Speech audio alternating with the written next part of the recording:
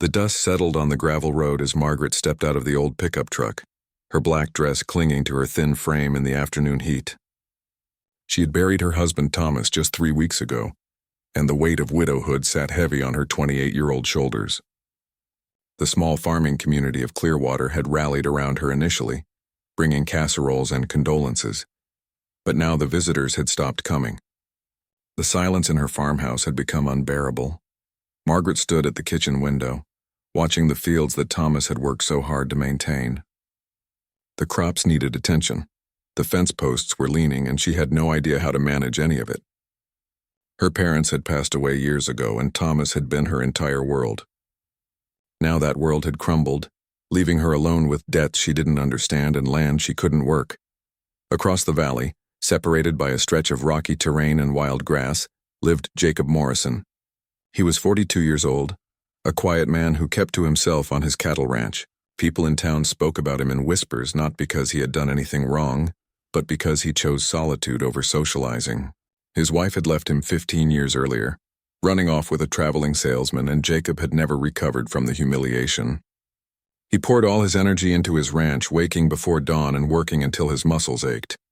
Jacob had noticed the funeral procession 3 weeks ago.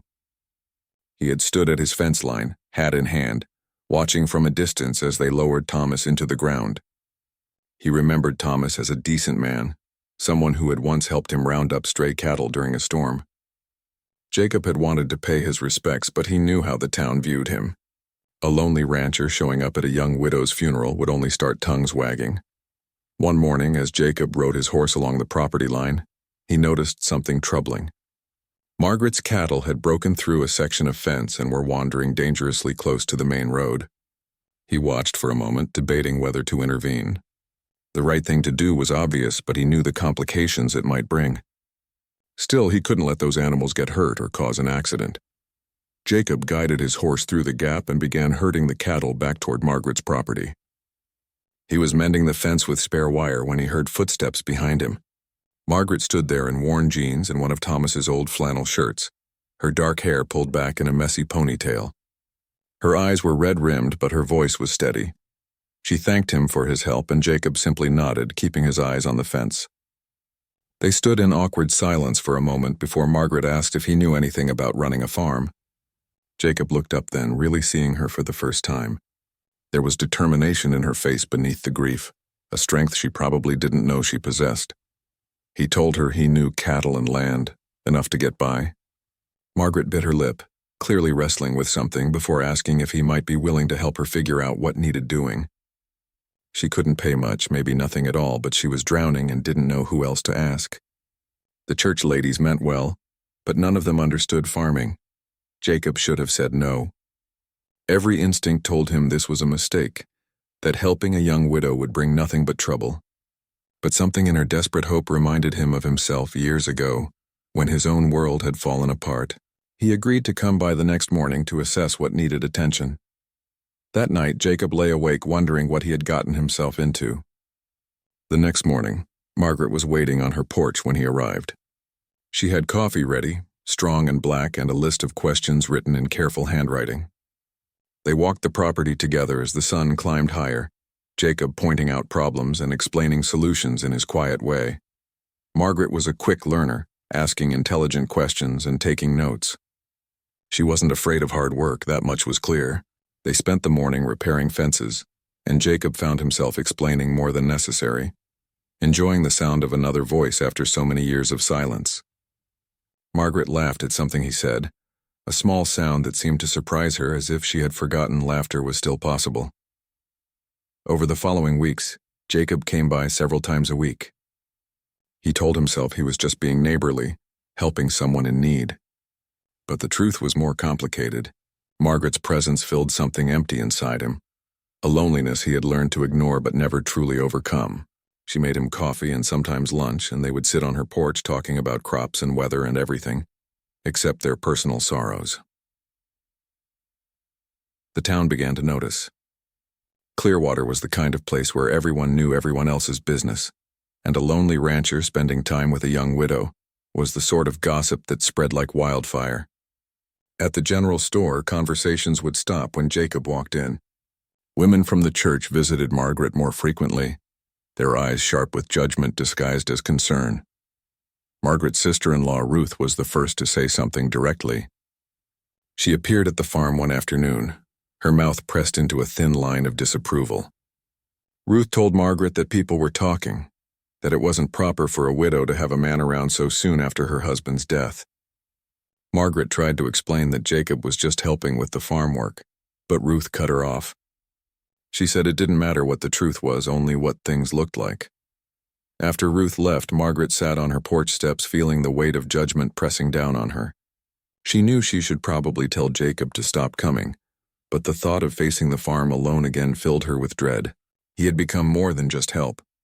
He was someone who understood loss without needing explanations, someone whose quiet presence made the world feel less overwhelming. Jacob noticed the change in Margaret the next time he visited. She was distant, distracted, and there was a new tension in her shoulders. When he asked if everything was all right, she finally told him about Ruth's visit and the town's gossip. Jacob's jaw tightened, but he wasn't surprised. This was exactly what he had feared from the beginning. He told her he would stop coming if that's what she wanted. Margaret looked at him, really looked at him, and realized she didn't want that at all. She was tired of letting other people's opinions dictate her life. Thomas was gone and she was alone, but that didn't mean she had to be miserable. Jacob had been kind when no one else offered real help. What they were doing was honest work, nothing shameful about it. She told Jacob she wanted him to keep coming, to keep helping. Whatever the town thought didn't matter as much as survival. Jacob nodded slowly, a hint of relief crossing his weathered face. But both of them knew this decision would come with consequences neither could fully predict. The summer heat intensified as Jacob continued working on Margaret's farm. What had started as occasional visits became a regular routine. He would arrive at dawn, work through the morning fixing whatever needed attention, and often stay through lunch. Margaret had stopped apologizing for not being able to pay him, and Jacob had stopped pretending he was just being neighborly. They both understood something deeper was forming between them, though neither spoke it aloud. The town's disapproval grew more vocal. At Sunday service, Reverend Hartley gave a sermon about the appearance of impropriety and the importance of respecting mourning periods. Though he never mentioned names, everyone knew exactly who he meant. Margaret sat in her usual pew, feeling dozens of eyes boring into the back of her head. She held her chin up, refusing to show how much it hurt. After church, a group of older women cornered her outside. Mrs. Henderson, who ran the town's only cafe, spoke for the group. She said they were concerned about Margaret's reputation and her late husband's memory. Having that Morrison man around so much so soon after Thomas's death was disrespectful. What would Thomas think if he could see her now? Margaret felt anger rising in her chest, hot and unfamiliar. She asked them directly if they thought she and Jacob were doing something wrong. The women exchanged glances, their silence more damning than words. Margaret told them that Jacob had shown her more kindness and practical help than anyone else in town. If they were so concerned about her welfare, why hadn't any of their husbands offered to fix her fences or teach her about managing livestock? The women scattered like startled birds, offended by her directness. Margaret drove home shaking, not from fear but from the release of months of suppressed frustration. She had been the perfect wife, the quiet woman who never caused trouble, and where had that gotten her? Alone and judged for simply trying to survive. Jacob noticed the change in her that afternoon when he stopped by to check on a sick calf. Margaret was different, fiercer somehow. She told him about the confrontation at church, and instead of suggesting he stay away, she said she was done caring what people thought. Her voice trembled slightly, but her eyes were determined. Jacob felt something shift in his chest, an admiration mixed with concern. As autumn approached, their friendship deepened into something neither had expected. They worked side by side, and in the quiet moments between tasks, they talked about things they had never told anyone else. Margaret spoke about her marriage to Thomas, how she had loved him but sometimes felt invisible in their life together. Jacob shared the pain of his wife's abandonment, how it had taught him to trust no one. One evening, as the sun set in brilliant oranges and purples, they stood by the fence line looking over the land. The work was nearly done for the day, and Margaret had invited Jacob to stay for dinner. It wasn't unusual anymore, but something felt different in the air. Margaret turned to thank him for everything, and their eyes met in a way they hadn't before. The kiss happened without planning. It was brief, tentative, and when they pulled apart, both looked shocked by their own actions. Jacob stepped back, running his hand through his hair, starting to apologize. But Margaret shook her head. She wasn't sorry. She was lonely, and so was he, and maybe that wasn't wrong. Maybe two broken people could find comfort in each other. From that evening on, their relationship changed. Jacob stayed later, and sometimes his truck remained parked outside Margaret's house until dawn. They were careful, discreet. But in a town like Clearwater, secrets didn't exist for long. Someone would drive past at the wrong time, notice the lights on in Margaret's house late at night, see Jacob's truck there in the early morning hours. The gossip that had been whispers became open accusations. People no longer pretended to be concerned. They were scandalized. Margaret was a widow who hadn't even made it 6 months before taking up with that strange Morrison man. And Jacob, well, everyone knew he was probably taking advantage of a vulnerable woman. The story twisted with each retelling until neither Margaret nor Jacob recognized themselves in the tales being told. Margaret's sister-in-law Ruth showed up with Thomas's brother Frank. They were furious. Frank accused Margaret of dishonoring his brother's memory, of moving on before the grave dirt had settled. He said Thomas would be ashamed of her. Ruth cried, saying they had expected better from her, that she had seemed like such a good woman. How could she do this? Margaret tried to defend herself, to explain that her relationship with Jacob was nobody's business but theirs. Frank interrupted, saying that as long as she lived on Thomas's land, it was their business. The farm had been in their family for generations. If Margaret was going to behave like this, maybe she didn't deserve to stay there.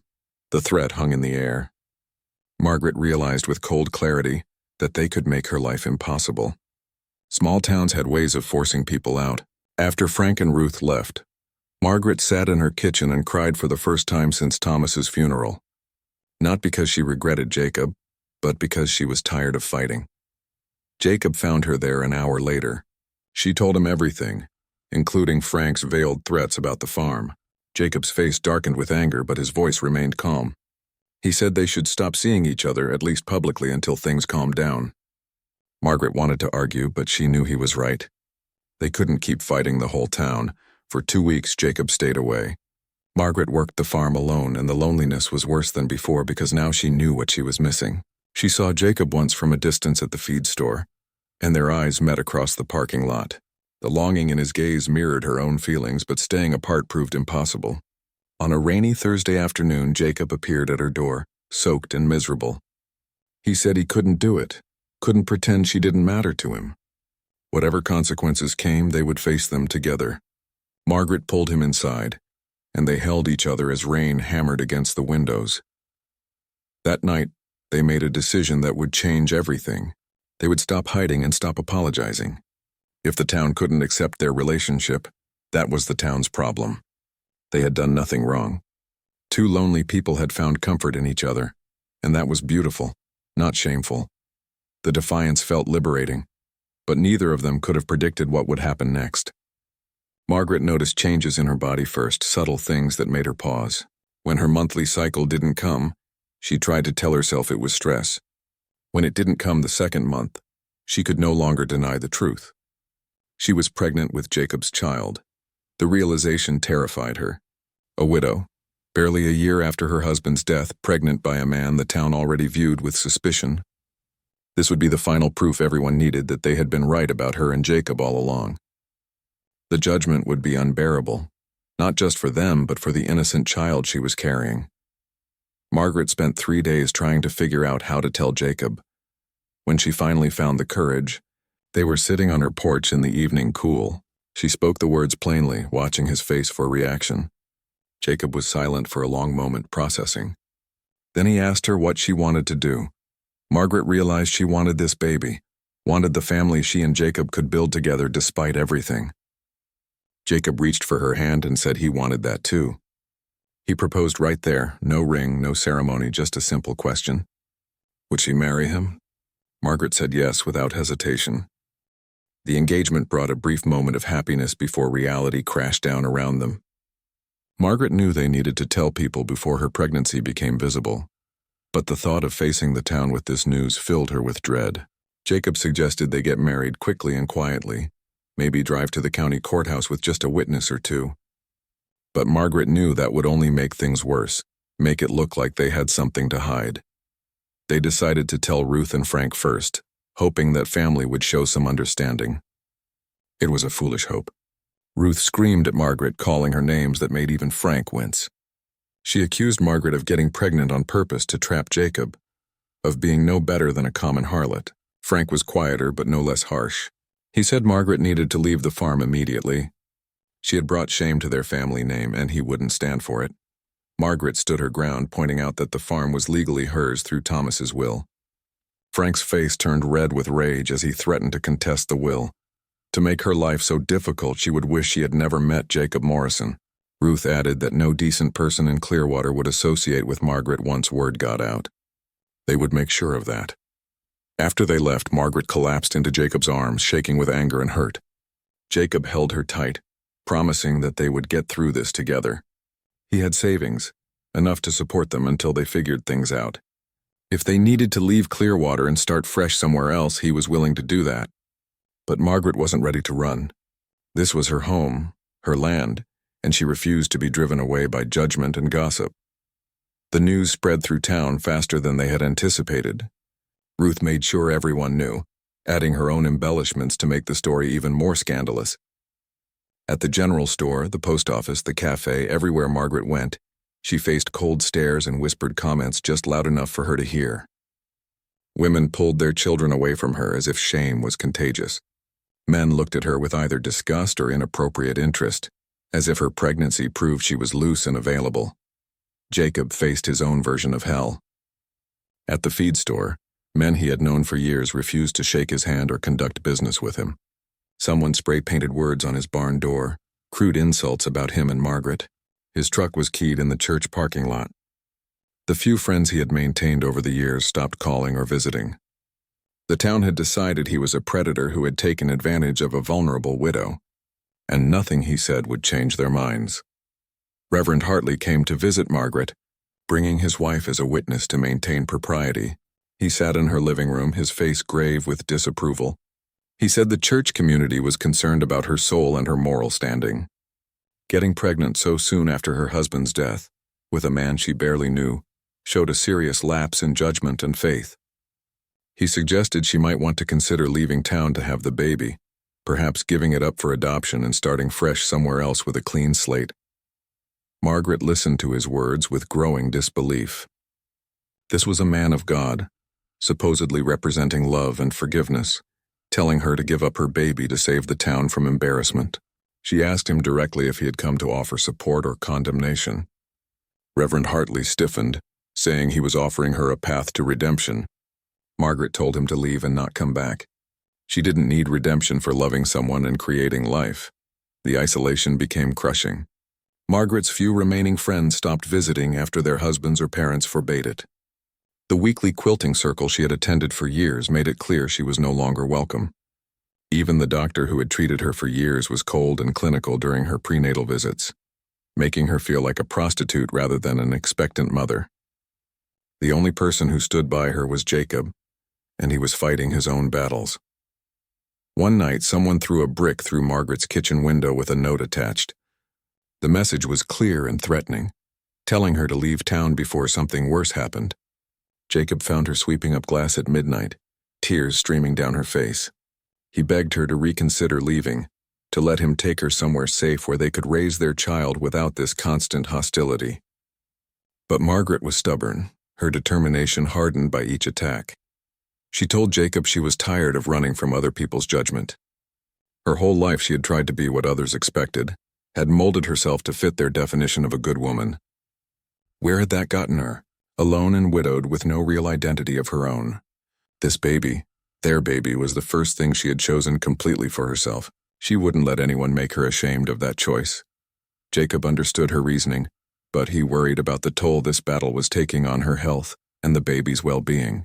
The stress was visible in her face, the weight she was losing despite the pregnancy, the dark circles under her eyes from sleepless nights. He suggested they at least get married immediately, to give the baby his name legally and maybe soften some of the judgment. Margaret agreed, seeing the practical wisdom in his suggestion.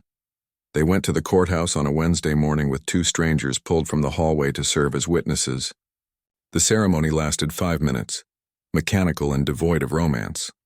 When the clerk pronounced them husband and wife, Jacob kissed Margaret gently and she felt a mixture of joy and sadness. This should have been a celebration, but instead it felt like a strategic defense against a hostile world. The marriage did nothing to improve their situation in Clearwater. If anything, it seemed to make people angrier, as if Margaret and Jacob getting married proved they had been having an affair all along, even before Thomas died. The timeline didn't support that theory, but facts mattered little against the momentum of collective judgment. Someone started a petition to have Jacob's business license revoked.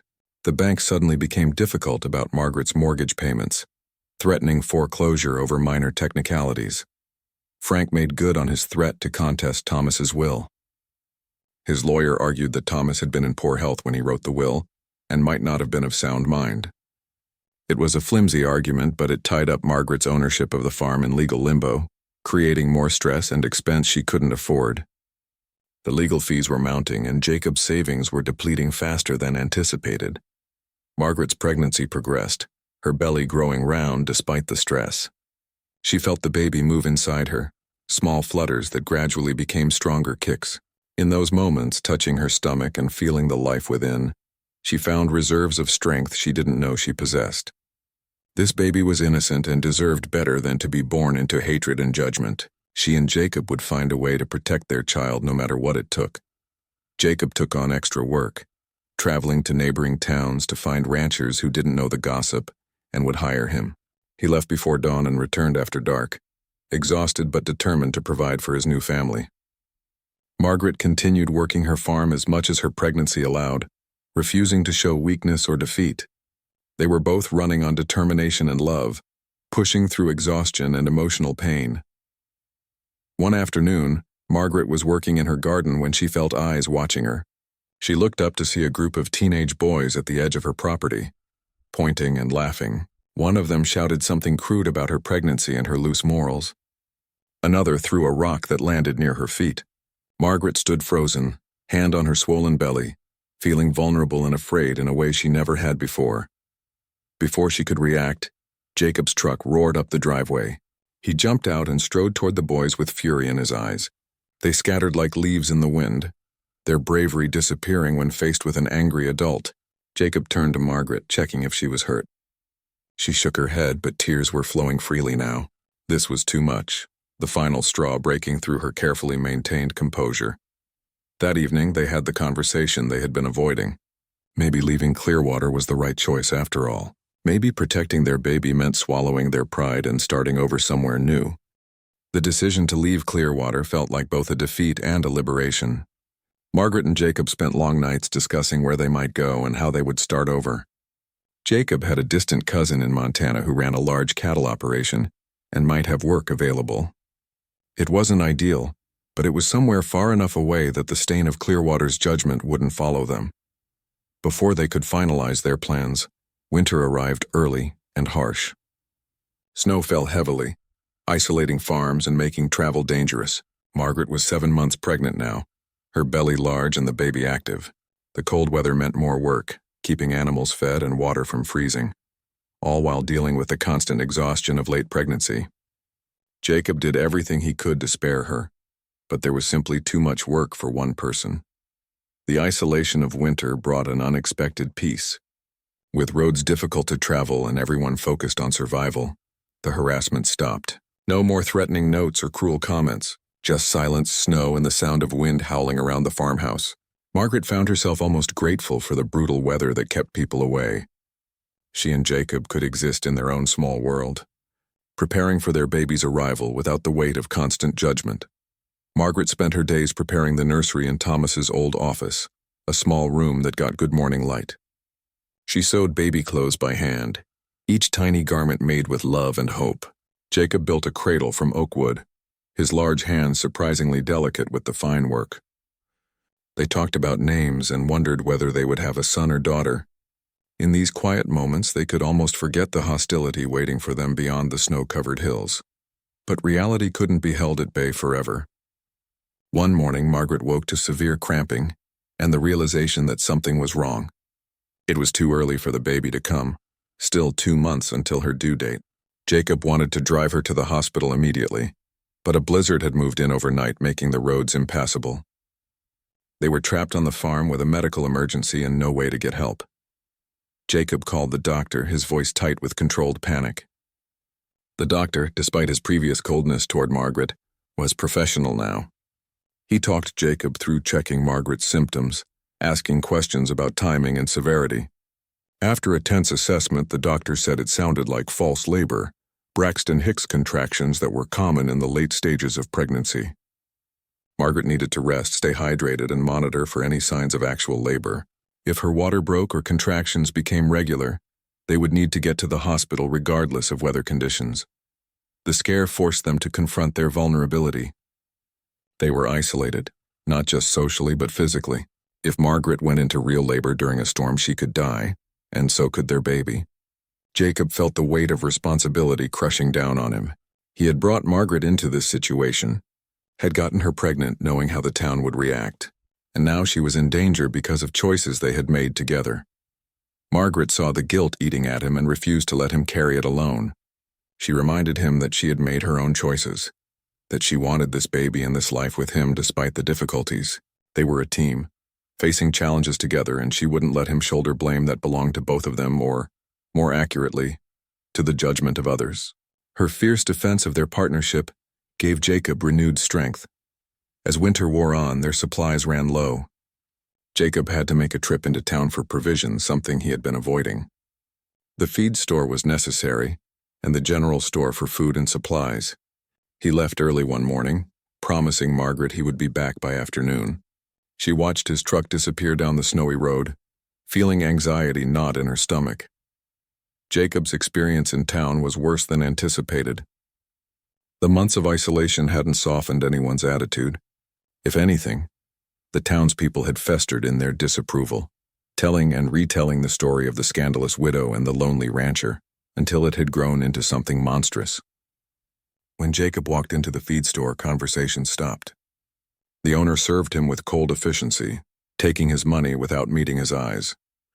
Other customers moved away from him as if he carried disease.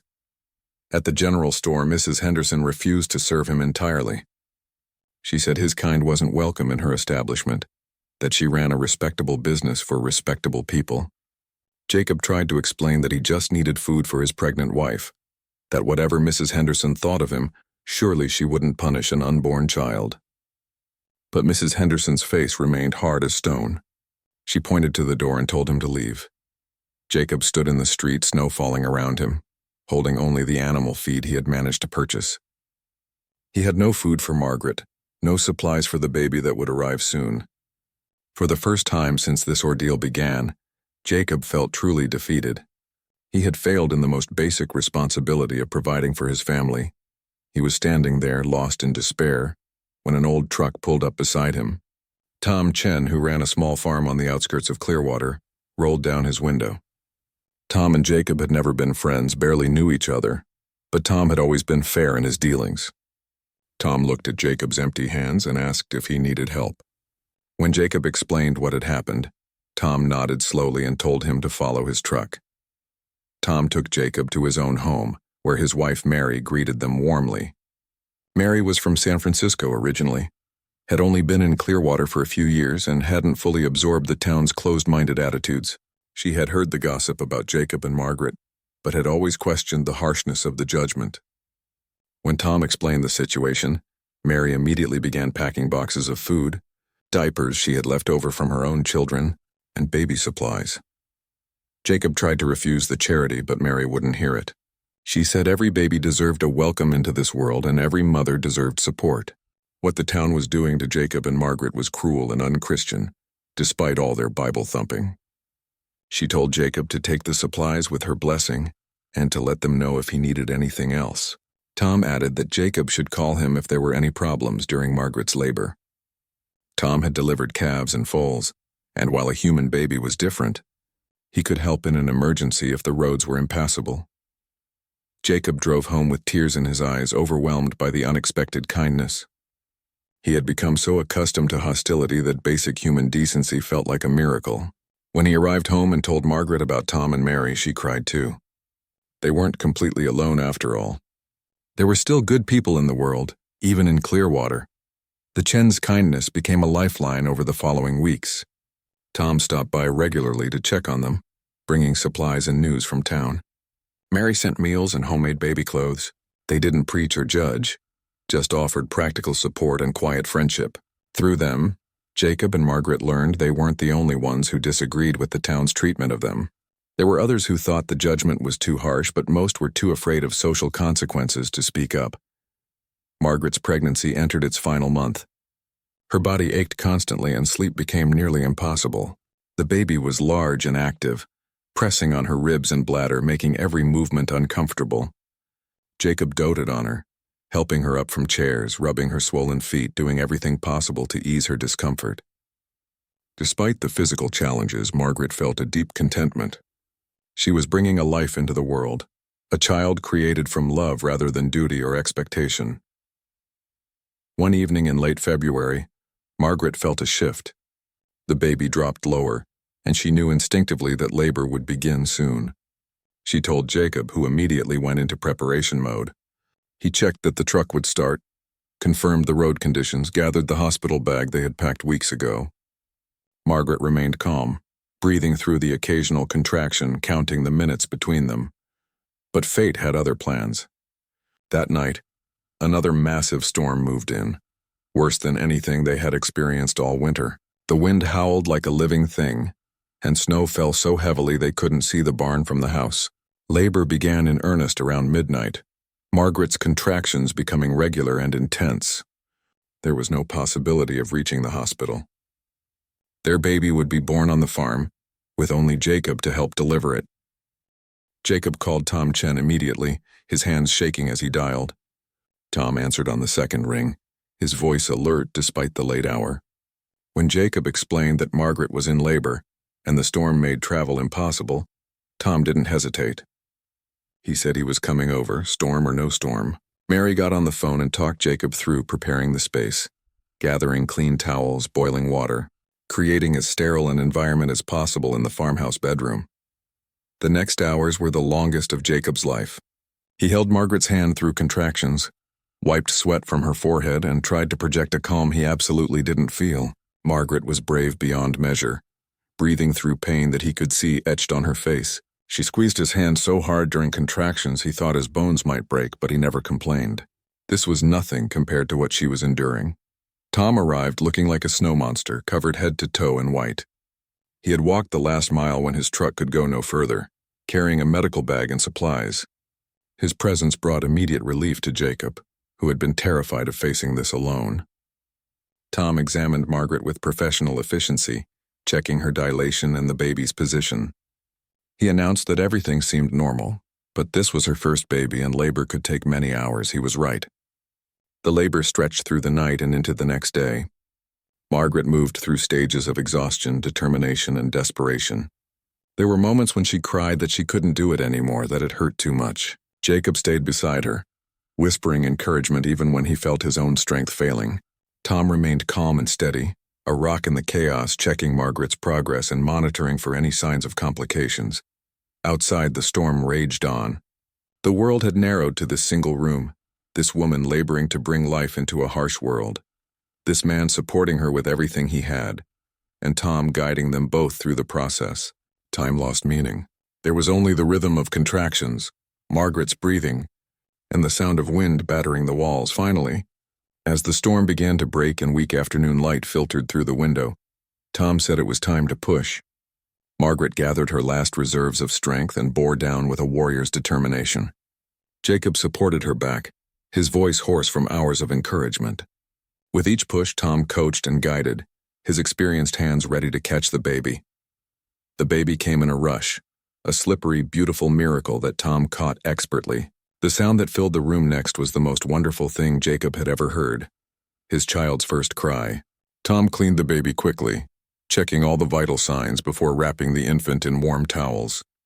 He announced with a tired smile that they had a healthy baby girl. Margaret sobbed with relief and joy as Tom placed the baby on her chest, skin to skin. Jacob looked at his daughter, impossibly tiny and red-faced, and felt his heart expand in ways he hadn't known were possible. This small person with her perfect fingers and searching eyes was his. She was proof that something beautiful could come from their love despite all the ugliness they had faced. He bent down to kiss Margaret's forehead, tears streaming down his weathered face. Tom gave them privacy for those first precious moments of new family, stepping out to clean up and make phone calls. He reached Mary first, letting her know mother and baby were both healthy. Then he called the doctor in town to report the birth, as was legally required. The doctor's response was cold, asking pointed questions about whether proper medical procedures had been followed. Tom bristled at the implication that he had been negligent, defending his care professionally but firmly. Margaret held her daughter close, counting fingers and toes, marveling at every perfect detail. She had decided on a name weeks ago but hadn't told Jacob, wanting to meet the baby first to make sure it fit. She looked up at her husband and said the name softly, Hope. She wanted to call their daughter Hope because that was what this child represented, hope for a better future despite a difficult present. Jacob's voice broke as he repeated the name, agreeing it was perfect. The three of them, now a family, spent the rest of that day in a bubble of exhausted happiness. Tom stayed until the roads cleared enough for safe travel, helping where needed and giving Jacob basic instructions for caring for a newborn. Before he left, Tom gripped Jacob's shoulder and told him he had done well, that Margaret was strong, and Hope was lucky to have such devoted parents. His words meant more to Jacob than the man could possibly know. News of the birth spread through Clearwater quickly. The fact that Margaret had delivered at home during a storm, with only Tom Chen in attendance, added fuel to the gossip fire. Some people expressed grudging relief that mother and baby survived. Others whispered that it was God's mercy the baby hadn't died as punishment for her parents' sins. The cruelty of such statements revealed the depth of the town's judgment. Ruth appeared at the farm 3 days after Hope's birth, uninvited and unwelcome. She demanded to see the baby, claiming family rights despite having done nothing but condemn Margaret for months. Margaret, still recovering and fiercely protective of her newborn, refused. Ruth's face twisted with rage as she accused Margaret of poisoning the family name and raising a child in sin. Jacob, who had been in the barn, heard raised voices and came running. He positioned himself between Ruth and Margaret, his voice quiet but steel hard as he told Ruth to leave. She tried to push past him, still ranting about family and shame, but Jacob didn't budge. He said if she came back without an apology and a change in attitude, he would have her arrested for trespassing. Ruth left in a fury, shouting threats about lawyers and custody, though both Jacob and Margaret knew she had no legal ground to stand on. The incident left Margaret shaken. She held Hope tighter, whispering promises that no one would ever take her baby away. Jacob reinforced the locks on the doors and started sleeping lighter, always listening for trouble. The joy of Hope's arrival was tainted by constant vigilance and fear of what the hostile town might do next. Mary Chen visited regularly, bringing meals and practical advice. She taught Margaret about nursing, about reading the baby's cries, about the 1,000 small skills new mothers need. Her presence was a gift, providing the support that Margaret's own family refused to give. Mary never mentioned the circumstances of Hope's conception or her parents' courtship. She simply celebrated the baby and helped where she could. As weeks passed and winter reluctantly gave way to early spring, Margaret and Jacob discussed their future with new urgency. Hope changed everything. Before they had only themselves to worry about, but now they had a daughter whose well-being depended on their decisions. The question of leaving Clearwater resurfaced, more pressing than ever. Could they really raise Hope in a town that despised her parents? What would it do to a child to grow up surrounded by judgment and hostility? Jacob's cousin in Montana wrote back finally, offering a position as ranch foreman with housing included. It was a genuine opportunity, a fresh start where no one knew their history. They could be just another family, their past erased by distance. Margaret read the letter over and over, feeling the pull of escape warring with her stubborn pride. This farm was hers, earned through Thomas's work and her own determination. Leaving felt like admitting defeat, but then she looked at Hope sleeping peacefully in her cradle, innocent and vulnerable. What did pride matter compared to her daughter's happiness and safety? Margaret made her decision. She told Jacob they should accept the Montana offer. They would sell her farm, pack up their lives, and start over where Hope could grow up without the burden of her parents' scandal hanging over her. The decision made, they moved quickly. Jacob contacted his cousin to accept the position, giving them a month to relocate. Margaret began the painful process of preparing the farm for sale. Every room held memories, both of her life with Thomas and her new life with Jacob. Letting go was harder than she had anticipated, but necessary. Word spread that they were leaving, and the town's reaction was mixed. Some people were relieved to see them go, glad to be rid of the uncomfortable reminder of their own judgment. Others felt a twinge of guilt, wondering if they had been too harsh. A few brave souls even stopped by to apologize, saying they should have been kinder. These late apologies were appreciated, but couldn't undo the damage of months of hostility. The farm sold quickly to a young couple from out of state who knew nothing of the scandal. Margaret signed the papers with mixed emotions, watching her connection to Clearwater dissolve with ink on paper. The money from the sale would give them a cushion in Montana, security she hadn't had since Thomas died. It was a practical ending, if not a happy one. Their last week in Clearwater was busy with packing and preparations. Tom and Mary helped load the truck, their friendship one of the few genuinely good things Margaret and Jacob were taking from this place. On their final evening, the Chens came for dinner, a simple meal filled with genuine warmth. Tom toasted to new beginnings, and Mary hugged them both fiercely, making them promise to write and send pictures of hope. The morning they left, the sun rose clear and bright, as if the world itself was offering a fresh start. Jacob loaded the last boxes while Margaret did a final walk through the empty farmhouse. She said goodbye to the ghosts of her past, both bitter and sweet. When she climbed into the truck with Hope in her arms, she didn't look back. The road ahead was uncertain, but at least they would travel it together. The drive to Montana took 3 days, with frequent stops for Hope's feedings and diaper changes. Each mile that separated them from Clearwater felt like shedding weight Margaret hadn't realized she was carrying. She watched the landscape change through the truck window, farms giving way to open plains and eventually the distant outline of mountains. Jacob drove with steady focus, one hand often reaching over to hold hers. Their connection a silent reassurance that they were in this together.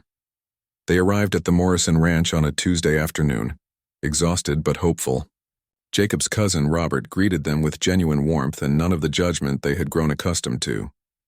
His wife, Linda, immediately cooed over Hope, asking to hold her and exclaiming over how beautiful she was.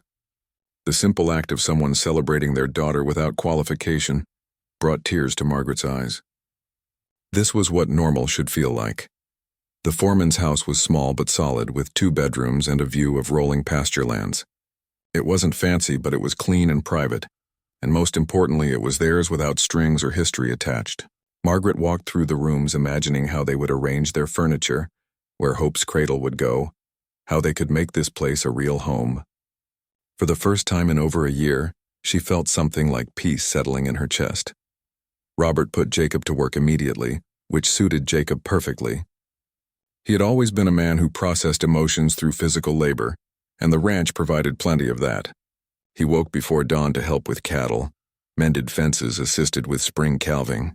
The work was hard but satisfying, and his expertise earned him respect from the other ranch hands. No one asked about his past or where he came from. In Montana, a man was judged by his work ethic and his character, not by gossip and speculation. Margaret focused on creating stability for Hope. She established routines for feeding and sleeping, decorated the nursery with careful attention, and slowly unpacked the boxes that contained their old lives. Linda Morrison became a friend, not out of obligation but genuine connection. She invited Margaret to town social events, introduced her to other young mothers, and never once asked intrusive questions about Margaret's past. In Linda's matter-of-fact acceptance, Margaret found a model for how community should work. Hope thrived in Montana. She was a happy baby, quick to smile and curious about everything.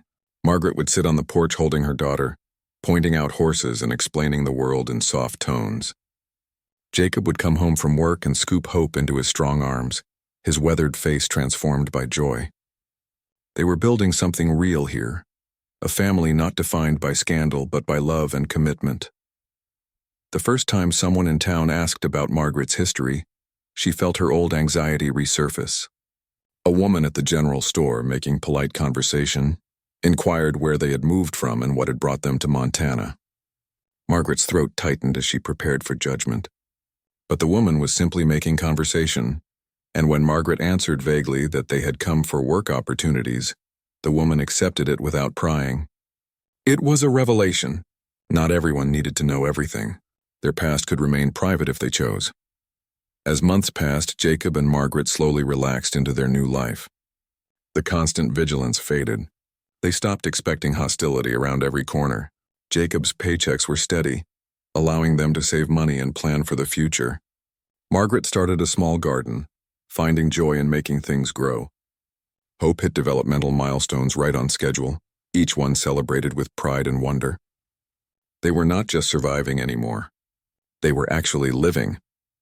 Letters arrived occasionally from Tom and Mary Chen providing updates on Clearwater. The gossip about Margaret and Jacob had eventually died down, replaced by newer scandals. The farm Margaret sold was thriving under new ownership. Ruth and Frank had stopped mentioning Margaret's name, too proud to admit their family connection to the scandalous situation. Reading these updates, Margaret felt nothing. Clearwater was her past, increasingly distant and irrelevant to who she was becoming. When Hope turned 1 year old, they threw a small party at the ranch. Robert and Linda came, along with several of the ranch hands and their families. There was cake and presents, laughter, and genuine celebration. Margaret looked around at the friendly faces, at her husband playing with their daughter, at the life they had built from the ashes of shame and judgment. She realized something profound. Clearwater's condemnation, which had felt like a death sentence at the time, had actually freed them. If the town had accepted their relationship, they might have stayed trapped in that small, closed-minded place. Instead, the hostility had forced them to leave, to find somewhere they could breathe and grow. They had discovered strength they didn't know they possessed. They had learned that other people's opinions, no matter how loudly expressed, didn't define their worth or their right to happiness. Most importantly, they had learned that family wasn't about blood or tradition, but about the people who showed up with love and support when it mattered. Jacob pulled Margaret aside during Hope's party, leading her to the porch where they could have a moment alone. He told her he had been thinking a lot about their journey, about all the pain they had endured to get here. He said he wouldn't change it, wouldn't go back and choose differently because every hard moment had led to this life they now had. Margaret agreed, adding that their suffering had taught them compassion, had shown them the difference between genuine morality and performative righteousness. They talked about Hope's future, about raising her with kindness and open-mindedness. They wanted her to grow up knowing that love was complicated, that people made mistakes, and that judgment should be tempered with mercy. Their daughter would learn from their example that standing up for what's right sometimes meant standing alone, and that the opinions of narrow-minded people mattered far less than integrity and courage. As Hope grew into a toddler, then a preschooler, Margaret and Jacob's roots in Montana deepened. Jacob was promoted to assistant ranch manager, recognition of his skills and reliability. Margaret started helping Linda with bookkeeping for the ranch, discovering she had a head for numbers and organization. They bought their house from Robert, making it truly theirs. They made friends, became part of the community, and built a reputation based on who they were now, not who they had been forced to be in Clearwater. Years later, when Hope was 5 and starting school, a letter arrived from Clearwater. It was from Reverend Hartley, who had heard about their success in Montana through some connection. He wrote that he had been reflecting on his treatment of them, that he had allowed social pressure to override Christian compassion. He apologized for his harsh words and judgment, acknowledging that he had failed them when they needed spiritual support. The letter was sincere, and Margaret appreciated the gesture, but she didn't need his apology anymore. The wounds from Clearwater had healed into scars, reminders of trials overcome rather than ongoing pain. Margaret wrote back a brief but kind response, thanking him for his words and letting him know they had found happiness. She didn't elaborate on their life in Montana or extend an invitation to visit. Some chapters once closed didn't need to be reopened. Jacob and Margaret sometimes talked about whether they would ever tell Hope the full story of her birth and their time in Clearwater. They decided they would when she was old enough to understand nuance and complexity. She would know that she was born from genuine love but into difficult circumstances. She would learn that people could be cruel when afraid of what they didn't understand. Most importantly, she would know that her parents had chosen courage over comfort, had chosen her and each other over social approval. One evening, sitting on their porch watching the Montana sunset paint the sky in brilliant colors, Margaret reflected on how far they had traveled, both physically and emotionally. The lonely rancher and the young widow who had been blamed for finding comfort in each other had become a strong couple, respected in their community and successful in their endeavors. Their daughter, who had been conceived in scandal, was growing up confident and loved, untouched by the shame that had once threatened to define her existence. Jacob reached over and took Margaret's hand, a gesture that had become natural over the years. They didn't need to speak. They both understood that their journey, difficult as it had forged something unbreakable between them. They had been tested by judgment, isolation, and hardship, and they had emerged not just intact but stronger. The story that Clearwater told about them, the scandalous tale of impropriety and shame, was never really about them at all. It was about the town's own fears and limitations, their inability to see beyond rigid expectations to the humanity of two lonely people who found each other in grief.